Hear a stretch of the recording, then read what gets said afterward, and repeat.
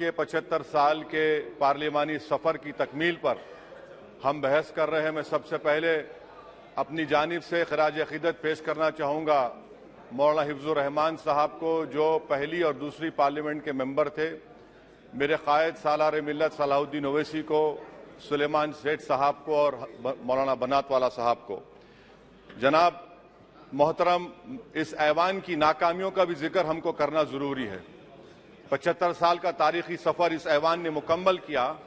ये ऐवान एक इमारत नहीं है मेरी नजर में, ये ऐवान इस वतन अजीज का एक दिल है, जो बाहर जो गरीब और मजलूम अवाम की तकलीफ को महसूस करे, इसीलिए मैं इसको दिल कहता हूं। मैं आपके सामने 15 मिसालें पेश करूंगा जहां पर इस ऐवान ने अपनी नाकामी का सबूत पेश किया। एक उस वक्त जब दिल्ली की सड़कों पर सिखों की नस्लकशी की जा रही थी। एक उस वक्त जब 6 दिसंबर को बाबरी मस्जिद की शहादत हुई। आ रहा हूं भागलपुर, जिसमें रेशम के कारोबार को खत्म किया गया, मुसलमानों को दफना दिया और वहां पर फूल गोभी उगना शुरू हो गई। एक उस वक्त नाकामी साबित हुई जब मुजफ्फरनगर और गुजरात में नस्लकशी की गई।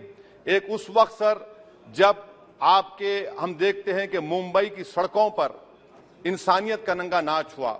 एक उस वक्त जब इस ऐवान में टाडा पोटा का काला कानून बनाया गया, यूएपीए का कानून बनाया गया, आफ्सपा का कानून बनाया गया, जिसको 1 साल के लिए बनाया गया था। 58 में हम 2023 में आ गए। एक उस वक्त नाकामी साबित हुई जनाब, जब हम देख रहे हैं कि आज ये जो दिल है, भारत का दिल है, हिंदुस्तान का, इंडिया का दिल है, आज गरीबों में, मजलूमों में, मुसलमानों में, कश्मीर की आवाम में, दलितों में, आदिवासियों में इस ऐवान की मोहब्बत और एतमाद खत्म हो रहा है, कम हो रहा है। इसीलिए जनता सड़कों पर आकर एहतजाज कर रही है, क्योंकि उनको लग रहा है कि ये इमारत बन चुकी है, हमारा दिल नहीं है।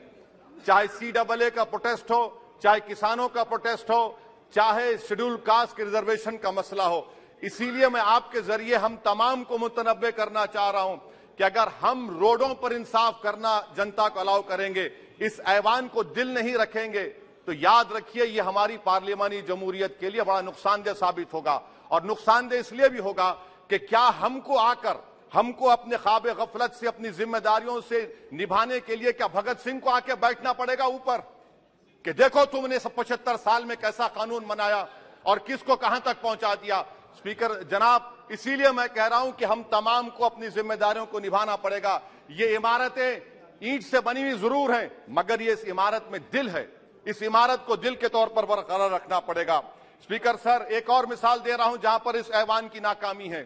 सर, अब तक लोकसभा के कितने 899 मेंबर कामयाब हुए। अब बताइए सर, पार्लियामेंट्री जमहूरियत में शराकतदारी की जमहूरियत है, रिप्रेजेंटेटिव फॉर्म ऑफ डेमोक्रेसी में 8,999 में कितने मुसलमान कामयाब हुए?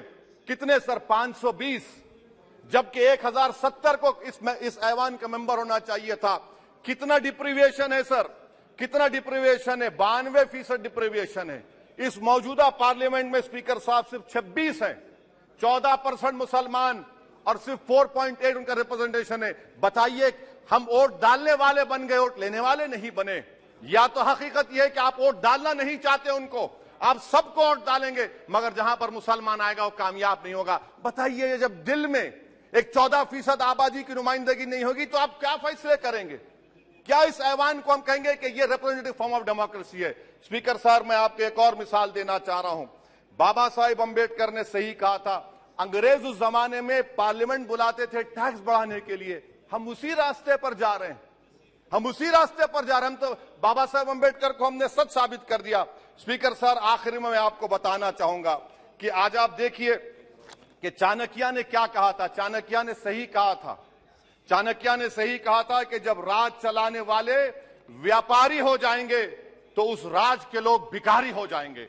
आज ये वक्त आ चुका है सर, आज ये वक्त आ चुका है कि क्या first pass the post system इस देश के लिए सही है, या फिर हम प्रोपोर्शनल फॉर्म ऑफ रिप्रेजेंटेशन को फॉलो करेंगे।